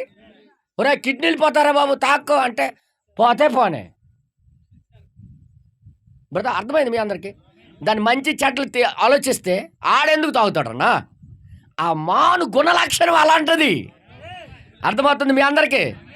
బెదరో చర్చికి రాకుండా అయిపోయామంటే నాశనం అయిపోతామంటే అయిపోయి మర్యాద చేస్తాము. ఒరే స్థితిసారత్మాను. ఇవన్నీ ఆలోచించే ఇంత మెత్తని మనస్తత్వం కలిగిన మానులు మనం కనబడ్డామా? ఇప్పుడు కనిపించామా? కనబడ్డామా? అక్కడ క్లియర్గా ఉన్నామా? దేవుడు చూశాడు. వీళ్ళు తీర్పు రాబోతుంది భూమికి. ఈ తీర్పు వీళ్ళు పీల్చేస్తారు మళ్ళీ. కాబట్టి ఆ స్థితిసారత్మానికి నువ్వేం చేస్తావంటే కీలు పూయాలా, కీలు పూయాలా. ఆ కీలు ఏం చేస్తుందంటే లోపల బయట పూయు. నాకు తెలియక అడుగుతాను, ఇప్పుడు బయటకంటే పూసేస్తాం, నేను అదే అనుకునేవాడిని. బయటకంటే రాసేస్తాం, లోపలికి ఎలాగెళ్తుందన్నా? లోపల పూయాల, బయట పూసేయాల, లోపల పూయాల. ఎలా పూస్తాడు? బ్రదర్ గారు ఆ మర్మం తెలియజేశాడు. అది లోపలికి వెళ్ళాలంటే అది చాలా వేడిగా ఉండాల. చాలా వేడిగా ఉంటేనే కానీ లోపలికి దూరదు ఆ వేడి. అందుకే అగ్ని నాలుకల రూపంలో దిగొచ్చాడు ఆయన. ఎంతమందికి అర్థమైంది? అగ్గి స్వభావం ఏంటి? గొప్ప వేడన్నా మాట్లాడరేడు. అర్థమైంది? అగ్గి స్వభావమే వేడి. అర్థమవుతుంది మీ అందరికీ? ఇప్పుడు ఆ వేడి కలిగిన కీళ్ళు అయితేనే లోపలికి వెళ్తాను. ఆ వేడి రావాలంటే వచ్చిన మాట, ఆ కీళ్ళు రావాలంటే, ఈ చెట్టుకు బ్రతకాలంటే, ఈ చెట్టు బ్రతికించాలంటే మరొక చెట్టు నరకబడాలా. సిస్టమ్ చూడండి దేవుడిది. ఇంకొక చెట్టులో నుండి నరికి దానికి దంచి దాని లోపల ఉన్న జ్యూస్ తీసి, రసం తీసి దానికి వేడి చేసి దానికి పుయ్యాల. అర్థమవుతుంది మీ అందరికీ? అప్పుడు గ్యాప్లు లేకుండా, ఖాళీ లేకుండా ప్రతిదీ కూడా స్ట్రాంగ్గా నిలబడగలదు. అర్థమైంది మీ అందరికీ? అందుకే ఈ కీళ్ళు ఎవరికి సాదృశ్యం అంటే దేవుని యొక్క ఆత్మకు. దేవుని ఆత్మ మన దగ్గరికి రావాలంటే ఏదో ఒక చెట్టు చనిపోవాలా. ఆ చెట్టు ప్రభు అయిన యేసుక్రీస్తు. ఎంతమందికి అర్థమైంది? యేసుక్రీస్తు ఆ కలవరి మాను మీద ఏం చేశాడు? ఆయన కొట్టబడ్డాడు. ఆయనలో నుండి జ్యూస్ బయటకు వచ్చింది. ఎంతమందికి అర్థమవుతుంది? ఆయనలో నుండి ఆ యొక్క కీళ్ళు బయటకు వచ్చాయి. ఆ కీళ్ళు ఇప్పుడు ఏం చేస్తుందంటే, ఎవడైతే తీర్పును తప్పించుకోవాలనుకుంటున్నాడో, ఎవరైతే ఆ దేవుడి యొక్క ఉగ్రతను తప్పించుకోవాలనుకుంటున్నాడో, వాడి లోపల గ్యారంటీగా ఈ కీలు వెళ్ళవలసిందే. ఎంతమందికి అర్థమవుతుంది? అందుకే ఈ పీల్చుకునే గుణానికి దేవుడు ఇచ్చాడంటే ఆ పరిశుద్ధాత్మ పీల్చుకోవాలని. సాతానుడు ఏం చేశాడంటే ప్రతిదీ కూడా చూపించేస్తున్నాడు. ఈ ముక్కు దేనికి ఇచ్చాడన్నా? ఆక్సిజన్ పీల్చుకొని నీవు బ్రతకాలని. అంతేగాని కుక్క వాసన చూడమని కాదు. కుళ్ళిపోయిన కుక్క వెళ్ళిపోయి ఎంత మధురంగా ఉన్నావే అంటావా? వెంటనే మూసేస్తావేమి? మాట్లాడరేసి కుళ్ళు కంపు కొట్టగానే ఎందుకు మూసేస్తావు? చిచ్చి కంపు వెంటనే పోల్చేస్తారనమాట. అర్థమైంది మీ అందరికీ? అందుకే చర్చికి వచ్చినప్పుడు బాత్రూమ్కి వెళ్ళి వచ్చానమ్మా, శుభ్రంగా దేవుడి దగ్గర ఉండాలని అంటుంటాం. బాబు మీరు ఇప్పుడు చర్చికి వచ్చినప్పుడే బాత్రూములు రావడం కరెక్ట్ కాదు. నేను నిజం చెప్తున్నాను. పరిశుద్ధాత్మ దిగొచ్చి మాట్లాడుతున్నప్పుడు నువ్వు కూర్చోలేవు, నువ్వు లేచి బాత్రూమ్కి వెళ్ళిపోతావు. నీ గురిండే దేవుడు మాట్లాడడానికి చూసినప్పుడు నీ మాట నీకు దొరకకుండా చేయడానికి దయ్యం అలా చేస్తుంది. అందుకే అన్నీ శుభ్రపరచుకొని చర్చికి రావాలా. నేను ఇంకా దీనికన్నా ఇంకా క్లారిటీ చెప్పాలంటే ఇంక నా వల్ల కాదు. అందుకే చెప్తున్నాను. అలాంటి కంపు ముఖాలు వస్తారు కాబట్టి చర్చిలో కొంతమంది ముక్కు ఇలాగ అనుకుంటుంటారు అనమాట. నాకు అర్థమైపోతుంటుంది అవతల నుండి. అర్థమైపోతుంటుంది స్టేజ్ మీద నుండి. ఏ అమ్మ దయ్యం పట్టుకుని వచ్చిందో దరిద్ర ముఖం దయ్యం అనుకొని నాకు అర్థమైపోతుంటుంది. మీరు చెప్పక్కర్లేదరా. అప్పుడప్పుడు నా ఫ్యాను నా దగ్గర పెట్టిన ఫ్యాన్ చెప్తుంటుంది నాకు, ఒరే క్లియర్ చేసుకోకుండా వచ్చారా అనుకుని. దీనికి మాటలొచ్చు. అర్థమైంది మీ అందరికీ? అది నా దగ్గర తీసుకొని వస్తుంది. అలాంటి దయ్యాలు పట్టిన వాళ్ళు కూడా ఉన్నారు చూడు, కావాలంటే అనుకుని నాకు చెప్తుంటుంది. ఇది ఫ్యాన్ ఆపమని చెప్పలేను, చేయలేను. అర్థమైందా మీ అందరికీ? అర్థమైపోయి ఉంటుంది. అందుకే అందరికీ చెప్పండి, శుభ్రమయ్యామా, స్నానం చేసామా లేదా అని చెప్పుకొని శుభ్రంగా దేవుని సన్నిధికి రావాలి. అలా ఇవన్నీ చిన్నపిల్లలాగా నేర్పిస్తున్నారు మీకు. అంటే మా పిల్లల లాంటి వాళ్ళు కాబట్టి నేను చెప్తున్నాను. అర్థం చేసుకోండి. బయట వాళ్ళకి మనం చెప్పగలం ఏంటలాగా. అర్థమైందా? ఒకవేళ మీకు ఫ్రీగా విరేచన రాకపోతే 2 గ్లాసులు సారు తాగియండి ముందు రోజు. చక్కగా 2 గ్లాసులు చారు, 3 గ్లాసులు తాగి, లేకపోతే 4 గ్లాసులు తాగి, 5 గ్లాసులు మొత్తానికి క్లియర్ అవ్వు. తప్పేళ్ళతో తాగినా పర్వాలేదు. నేను ఇంకంత క్లియర్గా చెప్తున్నాను, మరీ చెప్తున్నాను. చక్కగా దేవుని సన్నిధిలోకి పవిత్రంగా శుభ్రంగా దేవుని సన్నిధికి రావడం నేర్చుకో. అరే స్థితిసారపమాను మనకి ముక్కిచ్చిందే మంచి వాయువును పీల్చుకోవడానికి. కానీ ఈరోజు సిగరెట్ తాగి అందరిలో వదులుతున్నారు. ఇచ్చింది దేనికి? దయ్యం అలాగ వంకర తిప్పేసింది. మనకి పీల్చుకున్న గుణం దేవుని ఆత్మని పీల్చుకుని తీర్పు నుండి తప్పించుకోవడానికి ఆ పీల్చుకునే స్వభావం మనకి దేవుడు పెట్టాడు.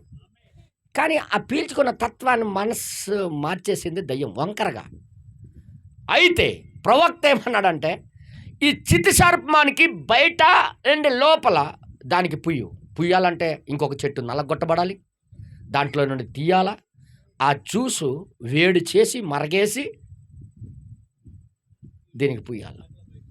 అప్పుడు తీర్పు తాకినప్పుడు, తీర్పు భూమికి తాకినప్పుడు ఎవరు ఎదుర్కొంటారు తెలుసా? ఆ కీలు లోపల చెక్క ఉంది. ఆ చెక్క ఎవరో కాదు, నువ్వే, మనమే ఆ చెక్క. తీర్పు బయట జరుగుతుంటే మధ్యలో నిలబడింది ఏంటి? ఎవరు? ఆయన యొక్క ఆత్మ. నా కర్రకి నువ్వేం చేయలేవు, నా కర్రకి నువ్వు ముట్టుకోలేవు, నా కర్రకి నువ్వు తాకలేవు. ఎంత నీళ్ళు వచ్చినా దానికి ముట్టుకోలేవు నువ్వు. నేను మధ్యలో ఉన్నాను. తీర్పుకి మనకి మధ్యలో దేవుడు ఉంటాను అని కీళ్ళు అని పేరు పెట్టుకున్నాడు ఆయన. ఎంతమంది చప్పట్లు కొడతారు? దేవుడు నామానికి మహిమ కలుగును గాక. ఇప్పుడు ఈ అధ్యాయంలో యేసుప్రభు ఉన్నాడా? నువ్వు అనరు. నువ్వు ఉన్నావా? నువ్వు వేరే పేరు మీద పలకబడుతున్నావు, ఆయన వేరే పేరు. కానీ మొత్తానికి ఇద్దరు స్టోరీ, మొత్తానికి సంగమ స్టోరీ, క్రీస్తు. బ్రదర్ గారు అందుకే ఈ వర్తమానంలో, వాడ అనే వర్తమానంలో ఏం చెప్పాడంటే, మీరు దయచేసి మీరు చూడాలని కోరుతున్నాను. ఈ వాడ అనే వర్తమానంలో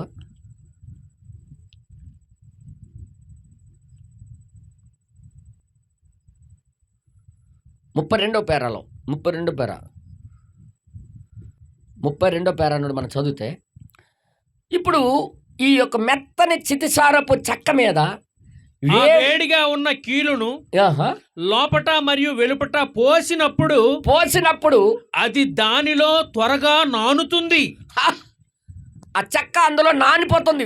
వేడి దాంట్లో ఇది పోసినప్పుడు అది బాగా నానుతుంది. అయితే బాగా నానిన తర్వాతే అది గట్టి పడుతుంది. ఆ తర్వాత నానిన తర్వాతే గట్టి పడుతుంది. ఆమేన్. అయితే మనం పరిశుద్ధాత్మలు ఎంత ఉడకబెట్టి పడుతుండాలా? పరిశుద్ధాత్మ బోధలో మనం ఎంత సహవాసం చేయాలా? అర్థమవుతుందా?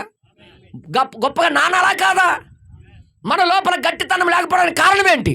సరిగ్గా వాక్యంతో సహవాసం చేయకపోవడం, పరిశుద్ధాత్మతో సహవాసం చేయకపోవడం, దేవుని ఆత్మతో నానకపోవడమే కొన్నిసార్లు మనలో గట్టితనం లేదు. అది ఒక వ్యక్తి గట్టిగా అవ్వాలంటే, స్టాండర్డ్గా మారాలంటే ఈ కీలే మన కోసం ఇవ్వబడింది. ఎంతమందికి అర్థమైంది? తర్వాత ఇంకేమంటాడు చూద్దాం. ఒక్క నిమిషం. మీరు గమనించారా? అదే ఒక ముద్ర మృదువుగా వాక్యములో నానబెట్టుటై ఉన్నది. మెత్తగా అయినదో వాక్యములో నానిపోవాలి. మనం కూటాలంటే పరిగెట్టాలా? వాక్యముతో ఎప్పుడు సహవాసం చేస్తూనే ఉండాలా. నెక్స్ట్ తర్వాత పరిశుద్ధాత్మను క్రీస్తే కుమ్మరించుచున్నాడు.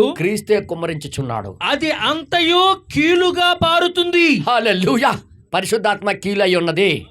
ఒక నెక్స్ట్ తర్వాత ఆమేన్. అది చల్లగా ఉన్నప్పుడు అంతయు వ్యాప్తి చెందదు, లోపలికి వెళ్ళదు. చల్లగా ఉండేటప్పుడు ఏది పనిచేయదు. అది వేడిగానే ఉండాల్సి ఉన్నది. లోపలికి వెళ్ళాలంటే వేడి అయిన పరిశుద్ధాత్మ అనుభవం మనకు కావాలి. నువ్వు ఒక్కరోజు చల్లబడిపోయి రెండో రోజు వచ్చి అవుతానంటే అవదు. డైలీ సహవాసం చేస్తూనే ఉండాలి. పరిశుద్ధాత్మ లోపల ఏదో ఒక రోజు నీ లోపలికి ప్రవేశించడం ప్రారంభమవుతుంది.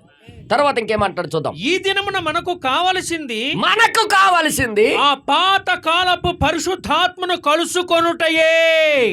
ఆ వేడి పరిశుద్ధాత్మను కలుసుకోవడమే. తర్వాత క్రిందకు కుమ్మరించబడి అంతయు పారేటట్లు అవుటయే మనకు కావలసి ఉన్నది. వారు ఆ మృదువైన చితిసారకపు చెక్కను తీసుకొని ఒక పెద్ద గరిటెతో దానిపైన వేడిగా ఉన్న దాన్ని పోసి ఉన్నారు. ఆ వేడిదేని పరిశుద్ధాత్మ. అరే ఏది పడితే అది పీల్చుకునే ఈ చెక్క ఇప్పుడు ఈ పరిశుద్ధాత్మ వచ్చిన తర్వాత గొప్ప స్టాండర్డ్ అయిపోద్దానా? ఎంత గట్టి అయిపోద్దానే కహా అంటే అంటే దీనికి ఇంకా ఏమి ఎవరు తిట్టినా, ఎవరు కొట్టినా, ప్రవక్త అన్నాడు, ఈ చెక్కకి నువ్వు ఎంత గుద్దినా, ఎంత నీళ్ళు పోసినా దానికి అంటదు. ఎందుకు అంటదు అంటే కీళ్ళు ఉన్నాయి మధ్యలో. అది ఆ మాట అనడం లేదు, మీకు చూపిస్తాను. మీకు మరియు అప్పుడు ఆ చితిసారకపు చెక్క మెత్తగా తయారై సిద్ధమైపోతుంది. తరువాత ఆ వేడిగా ఉన్నది మరియు లోపటను వెలుపటను అలాగున దానికి పూయుదురు. అలాగ పోస్తారు. ఆ కీలు దాని గుండా లోపలికి వెళ్ళి ఏమవుతుంది? దాని చుట్టూ ఒక స్టీలు కవచం వలె దానిని కప్పుతుంది. ఈరోజు మనకు గట్టితనం లేకపోవడానికి కారణం ఏంటో తెలుసా? పరిశుద్ధాత్మని కీలులో ములగపోవడం, దాంతో తొడుక్కోకపోవడం. ఎప్పుడైతే ఇలా కీలు తొడిగేస్తుంది అది గొప్ప స్ట్రాంగ్ అయిపోద్ది. స్థితిసారపు చెక్క ఎవరంటే మనకే చెప్తున్నాడు. ఇప్పుడు స్టీల్ అయిపోయిందా కదా? ఇక ఇక ఎంత మాత్రము ఎంత మాత్రము ఏ నీటి చుక్క దాని లోపలికి పోలేదు. లోకము ఎట్టి పరిస్థితుల్లో లోపలికి వెళ్ళదు. అది లోకం అతను పని చేయదు. పరిశుద్ధాత్మతో నింపబడిన వాడికి, పరిశుద్ధాత్మతో ముద్రించబడేవాడికి లోకము తాకదు. తర్వాత ఇంకేమంటున్నాడు చూడండి. ఆ వేడి కీలు వలన, ఆ 7 కీళ్ళు వల్ల ఆ చెక్కకి రక్షణ అయి ఉన్నది. కీళ్ళు అంటే క్రీస్తా? క్రీస్తు కనబడుతున్నాడు ఈ అధ్యాయంలో. యేసుప్రభు యొక్క ఆత్మ కనబడుతుందా? మనం కనబడుతున్నామా? స్థితిసారపమానులారా, ఇప్పటికైనా నానండి, అందులో నానండి, పీల్చుకోండి. తర్వాత ఇంకేమంటాడు చూడండి. క్రీస్తు దగ్గరకు వచ్చి, క్రీస్తు దగ్గరికి వచ్చి ఆయనను పొందుకున్న ప్రతి వ్యక్తికి, చూడండి, ఇప్పుడు మన గురించి మాట్లాడుతాడు. చెక్క అన్నాడు కదా, క్రీస్తు దగ్గరికి వచ్చి ఆయన పొందుకున్న ప్రతి వ్యక్తికి ఆయనే పరిశుద్ధాత్మనే కోటును కప్పును. హల్లెలూయా. స్థితిసారపమాను రసం అంటే ఏంటి? అది కీళ్ళు అంటే ఏంటి? పరిశుద్ధాత్మ కోటు ఆయన కప్పుతాడు అనమాట విశ్వాసికి. కప్పి అప్పుడు అతడు ఏక ఆత్మ కలిగిన వాడై క్రీస్తును తప్ప మరి ఏది చూడలేడు. మొత్తం క్రీస్తునే చూస్తుంటాడు ఆయన. ఏమి కనబడదు ఇంకా ఆ చెక్కకి, ఇంకా మరొకటి కనబడదు.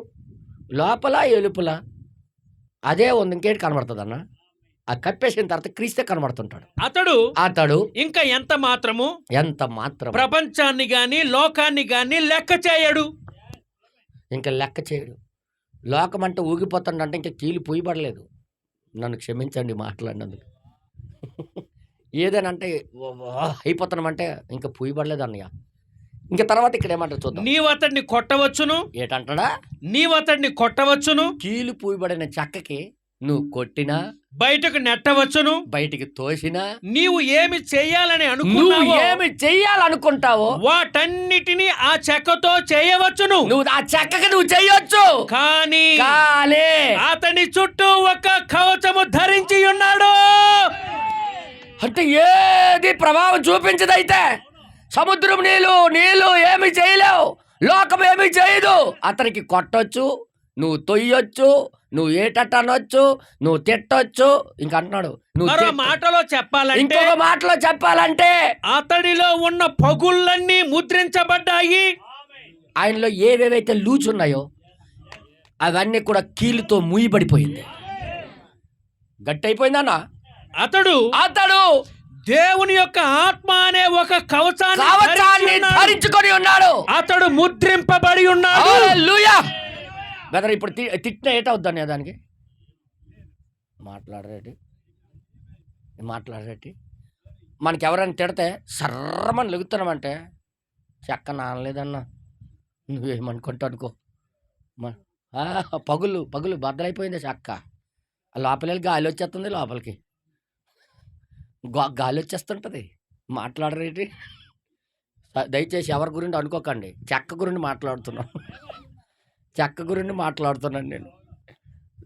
ఇప్పుడు ఈ చెక్క పూయబడిన చెక్క గురించి బ్రహ్మం గారు చెప్తున్నారు. మరో మాటలో చెప్పాలంటే, ఇంకా చూడండి, మరొక మాటలో చెప్పాలంటే అతడు ముద్రించబడి ఉన్నాడు. అతడు ముద్రించబడ్డాడు. అతడిలో ఉన్న పగుళ్ళన్నీ కూడా ముద్రించబడ్డాయి. అవురన్నా, ఆయన పగుళ్ళు కూడా కప్పేశావా? ఆయనలో ఉన్న లోపాలన్నీ కప్పేశావా? పగిలిపోయినవన్నీ ఇంకా తర్వాత ఇంకేమంటాడు చూడండి. వారు ఆ కీలుతో చేయు పని అదే వాళ్ళు చేస్తున్న పని. బైబిల్ ఏం చెప్తుంది? ఈ దినమున దీనిని ఏది ముద్రించి ఉన్నదో మీకు తెలుసా? ఈ వాడ దేనితో ముద్రింపబడిందో మీకు తెలుసా? ఈ వాడ దేంతో?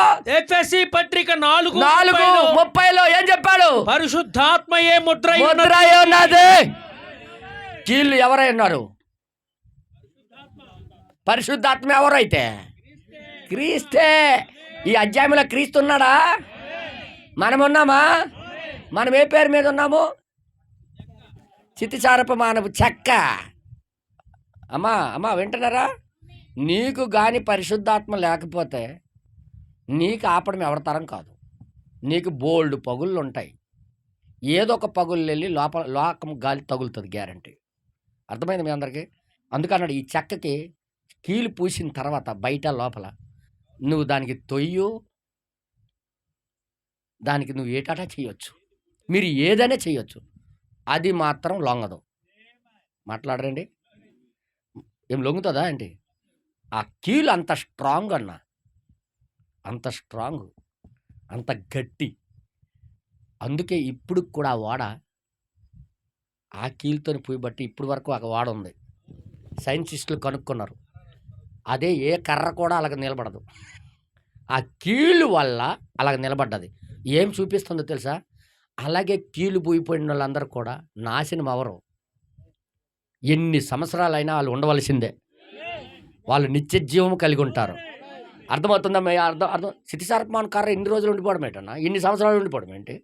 టేక్ కర్రే ఉండదు, గట్టి కర్రే ఉండదు, అలాంటిది గుల్ల కర్ర ఎలాగ ఉండిపోయిందని ఎన్ని సంవత్సరాలు? దాన్ని బట్టి కారణం ఏంటంటే కీళ్ళు బట్టి. ఈరోజు పాత నిబంధన పరిశుద్ధులందరూ చనిపోక తిరిగి లేచారంట. దేని బట్టి?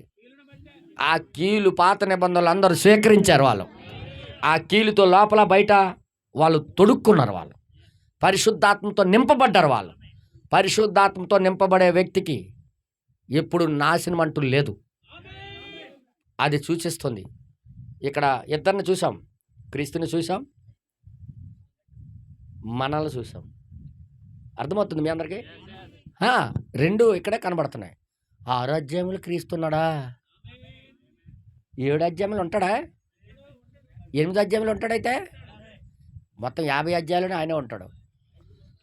అసలు ఆది కాండం నుండి ప్రకటన వరకు ఆయన మన స్టోరీ. ఇది మా దేవుడు ఇంకొక రూపంలో ఇంకొక లాంగ్వేజ్లో చూసేటట్టుగా రాశాడు దేవుడు.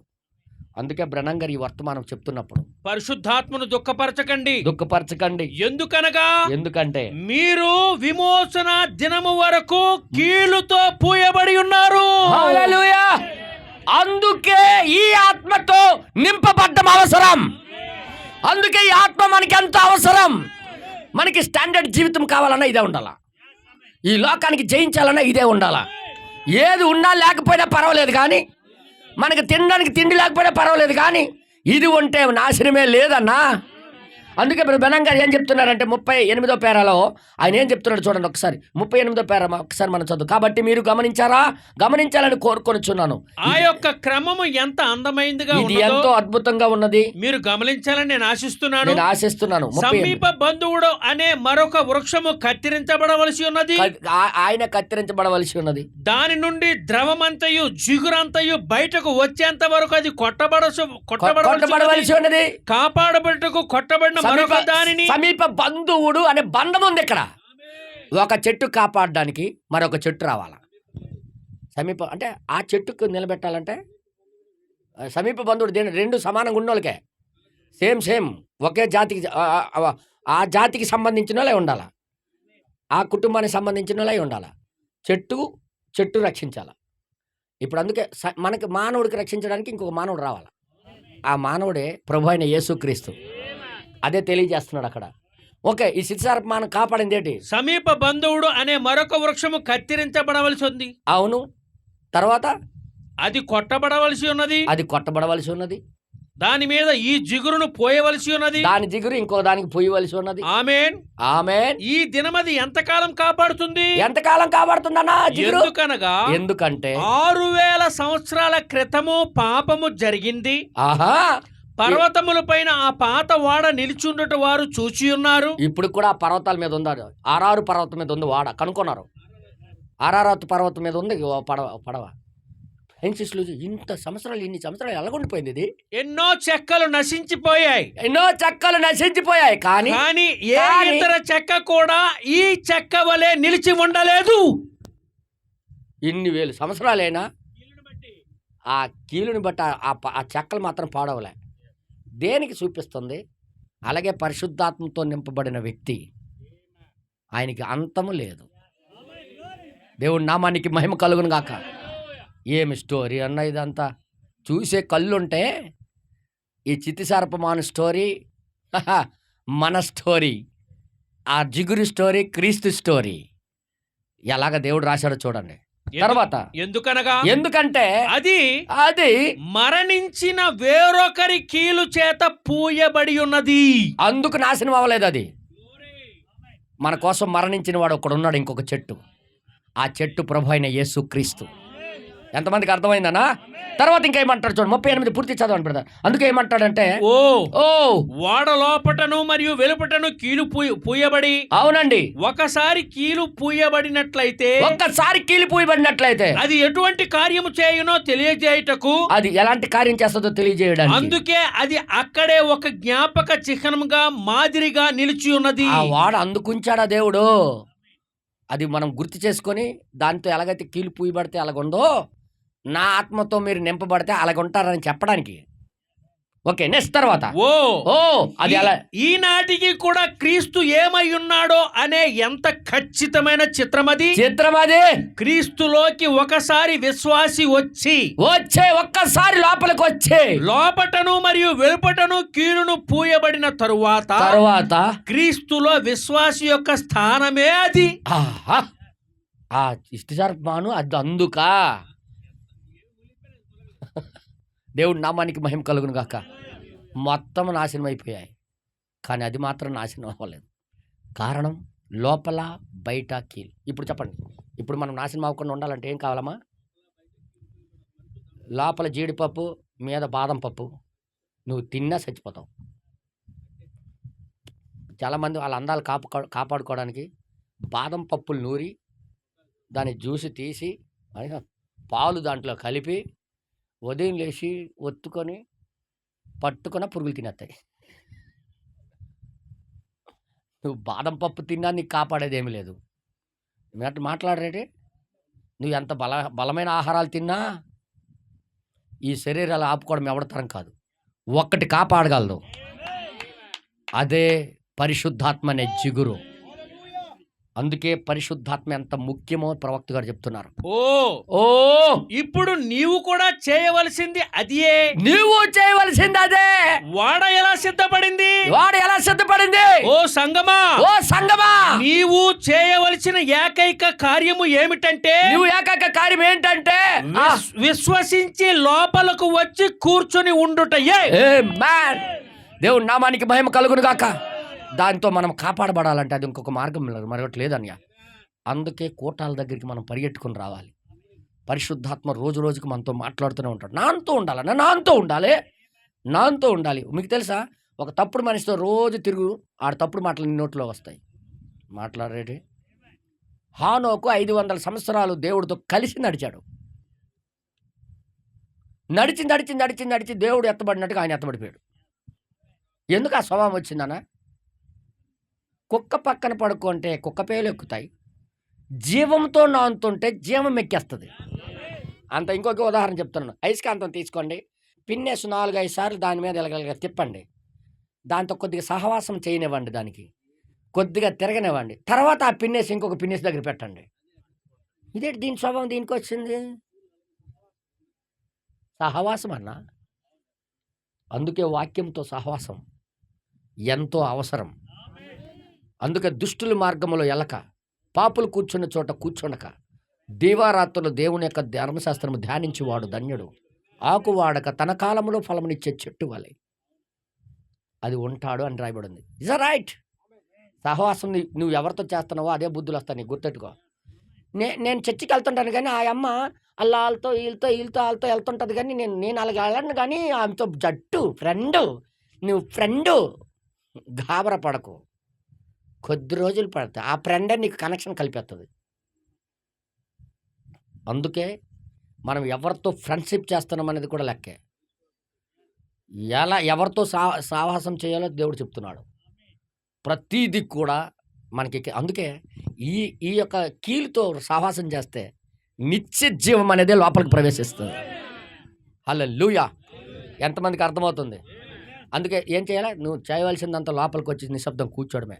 మిగతాదంతా జరగవలసింది ఏంటి తెలుసా? అందుకే బ్రహ్మం గారు ఏమన్నారు, ఈ వాడ అనే వర్తమానంలో దీనికి ఇంకొక పేరుంది. ఇది వాడ ప్రాయశ్చిత్తానికి సాదృశ్యంగా ఉన్నది అన్నాడు. ప్రాయశ్చిత్తానికి అన్నాడా లేదు, మీకే చదివిస్తాను నేను. ప్రాయశ్చిత్తం అంటే నీ కొరకు. ప్రాయశ్చిత్తం అంటే అర్థం ఏంటి చెప్పాడు అందులో. ప్రాయశ్చిత్తం అంటే మధ్యవర్తి, నీకును అవతల దానికి మధ్య. ఇప్పుడు ఈ కీలు ఏం చేసిందంటే తీర్పుకిని వీళ్ళకి మధ్యలో ఉంది కీలు. కెరటా తగులుతా దేనికి తగులుతుంది? మాట్లాడాడు.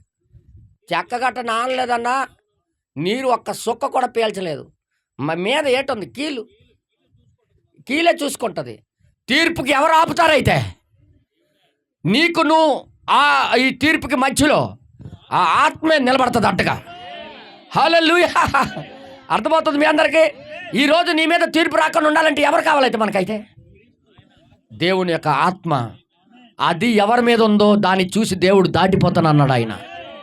దేవుడి నామానికి మహిమ కలుగును గాక. ఒకవేళ మీకు దాన్ని కీలు లేక ప్రాయశ్చిత్తము అని ఉన్నదా లేదా చూడండి జాగ్రత్తగా. అటు తర్వాత మీరు ఆ కాడలలో లోపటను మరియు వెలుపటను, అవునండి, అల్లేవారు అల్లిన దానిలో చిన్న చిన్న ఖాళీలు ఉండుటను చూడగలరు. కాబట్టి దానికి కీలు పట్టుకునే ఉండవలసి ఉన్నది.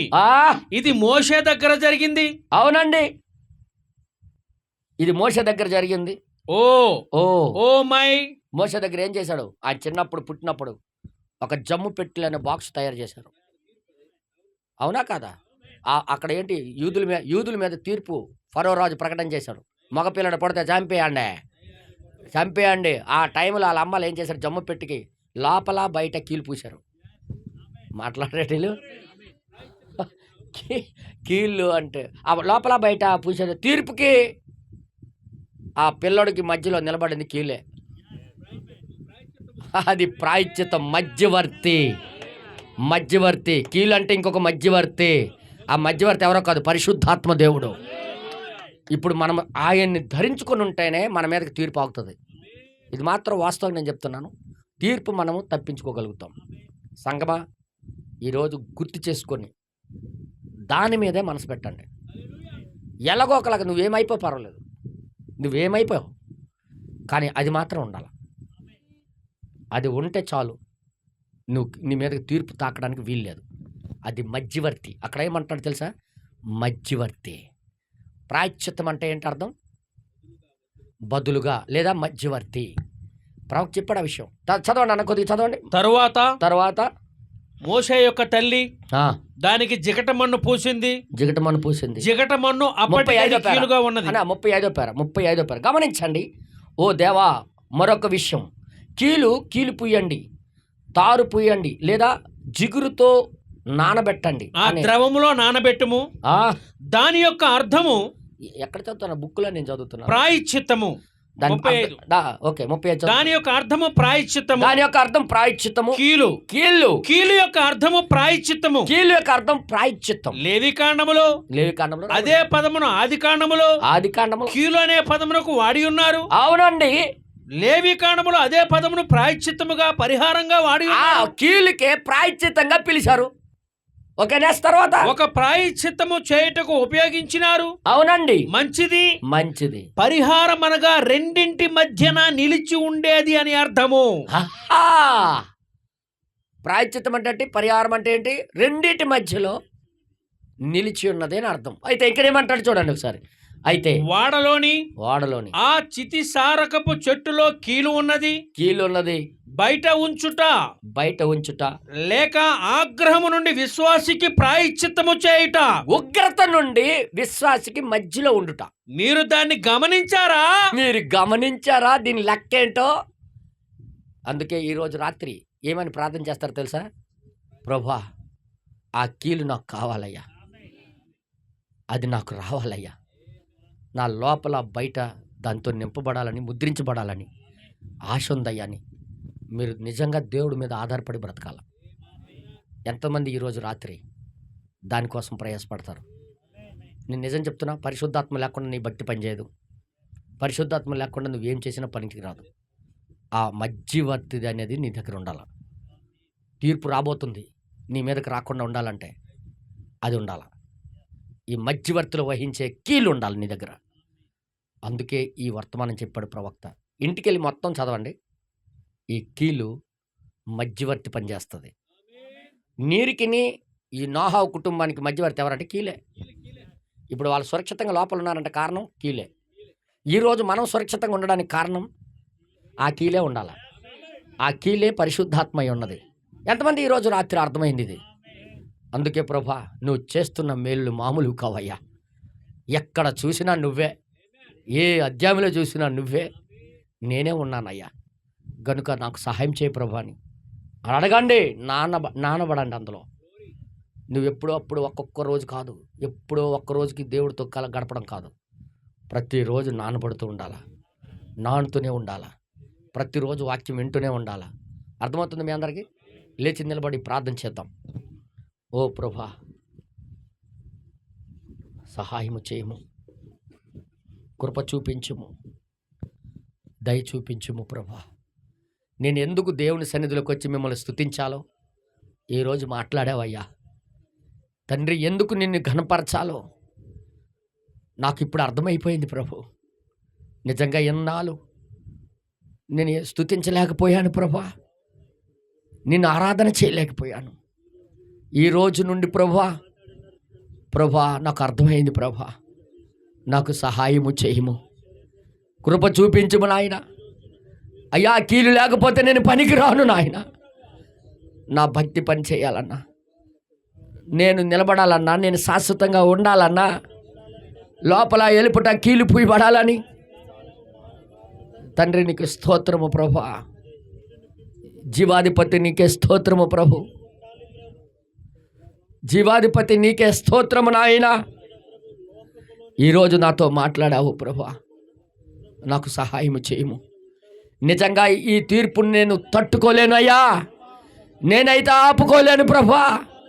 నా మీదకి వచ్చిన తీర్పుని నేను ఆపుకోలేను నాయన.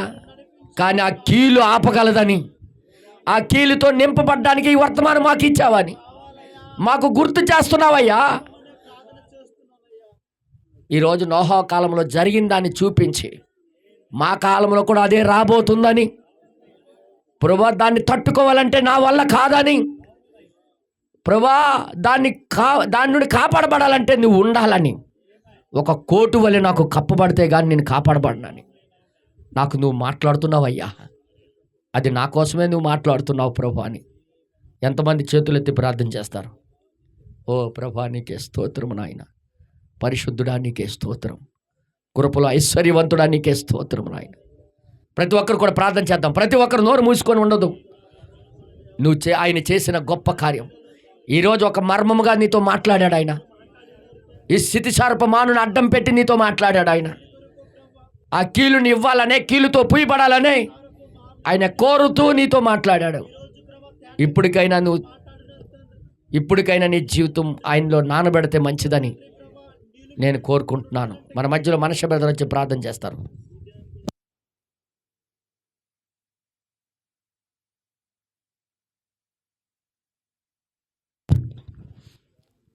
ప్రార్థన చేసుకుందాం. మహాపరిశుద్ధుడా, ప్రేమ కలిగిన మా ప్రభా, జీవము కలిగిన మా దేవుడా, మీ కృతజ్ఞతలు ప్రభా. తండ్రి, ఈ సాయంకాల సమయం మరొక్కసారి ప్రభా నీ సన్నిధికి రావడం వల్ల ప్రభా మరొక విషయాన్ని మేము తెలుసుకోగలిగాం ప్రభా. అయ్యా, నిజముగా నీ వాక్యములు మేము చూసినట్లుగా అయితే తండ్రి, మీ యొక్క ప్రభా ప్రణాళికలంటే మేము చూడగలుగుతున్నాం. ఈరోజు ఆదికాండం 6వ అధ్యాయంలో అయ్యా మాకు మేముగా చూసుకున్నాం. అయ్యా, మీరు లేకపోతే మేము లేమని ప్రభా చూడగలిగాం ప్రభా. మిమ్మల్ని అక్కడ మేము చూసాం ప్రభా. అయ్యా, మీరు చేసిన గొప్ప కార్యమేంటో ప్రభా మీరు అక్కడ దాచిపెట్టారు ప్రభా. ఈరోజు దాన్ని మేము చూసాం ప్రభా. నిజమే ప్రభా, మేము ఒప్పుకొనిచున్నాం నీ సన్నిధిలో. అయ్యా, మేము ఆ యొక్క చితిసారకు మాను లాంటి వారము ప్రభా. అయ్యా, ఆ యొక్క మాను ఏ విధముగా అయితే దేన్ని పడితే అది పీల్చుకుంటుందో ప్రభా, మేము కూడా ప్రభా దేన్ని పడితే దాన్ని పీల్చుకునే గుణము కలిగిన వారము ప్రభా. మేము దేన్ని పడితే ఆకర్షించుకునే గుణము కలిగిన వారము ప్రభా. తండ్రి, నువ్వు మమ్మల్ని అయితే ప్రభా అలా కేవలం నీ వాక్యాన్ని పీల్చుకొని అయ్యా నీ యొక్క జీవాన్ని పీల్చుకునే వారిగా ఉండాలని మాకు ప్రభా ఒక గొల్లగా ప్రభా నువ్వు మాకు నిర్మించిన దేవుడవు ప్రభా. కానీ శత్రువు ఈరోజు అనేక విధాలుగా ప్రభా లోకం పీల్చుకునే విధముగా అయ్యా లోకం వైపు ఆకర్షించబడే విధముగా ప్రభా వాడు వేరొక వైపు మా యొక్క దృష్టిని మళ్లించి ప్రభా నీ యొక్క జీవాన్ని తీసుకోకుండా, నీ యొక్క జీవం మేము పీల్చుకోకుండా వాడు అనేక విధాలుగా ఆటంకపరచడం మేము చూసాం ప్రభా. ఈరోజు తండ్రి నీ కృప ద్వారా ప్రభా, మీ యొక్క కనికరము ద్వారా నువ్వు మా కోసము ప్రభా, నువ్వు కలవరలో ప్రభా నలగొట్టబడి అయా ఒక చెట్టుగా మనుషులకు ప్రభా నరు నిజంగా చెట్టు వంటి వారమని ప్రభా నీ యొక్క పరిశుద్ధ గ్రంథం మాకు బోధిస్తుంది ప్రభా. అయా యొక్క చెట్టు లాంటి మమ్మల్ని ప్రభా అయా బ్రతికించడానికి, రక్షించడానికి ప్రభా నువ్వు కలవరలో ప్రభా ఒక ప్రభా మానవ రూపంలో వచ్చి నలగొట్టబడ్డావు ప్రభా. నీ యొక్క జీవాన్ని ప్రభా పీల్చి తండ్రి జీవాన్ని ప్రభా నువ్వు పూర్తిగా నలగొట్టి ఈరోజు ప్రభా చితిసారక మాను లాంటి మానవ ప్రభావం అలాంటి వారమైన మమ్మల్ని ప్రభా నువ్వు కృప ద్వారా నీ యొక్క జీవాన్ని పీల్చుకునే కృపను మీరు మాకు అనుగ్రహించారు ప్రభా. తండ్రి దాన్ని బట్టి మీకెంతో కృతజ్ఞతలు ప్రభా. నిజంగా నువ్వు నల్లగొట్టబడకపోతే ప్రభా ఈరోజు మాకు జీవం అనేది లేదు ప్రభా, ఈరోజు మాకు రక్షణ అనేది లేదు ప్రభా. లోకంతో ప్రభా మేము పూర్తిగా నశించిపోయి ఉండేవారము ప్రభా.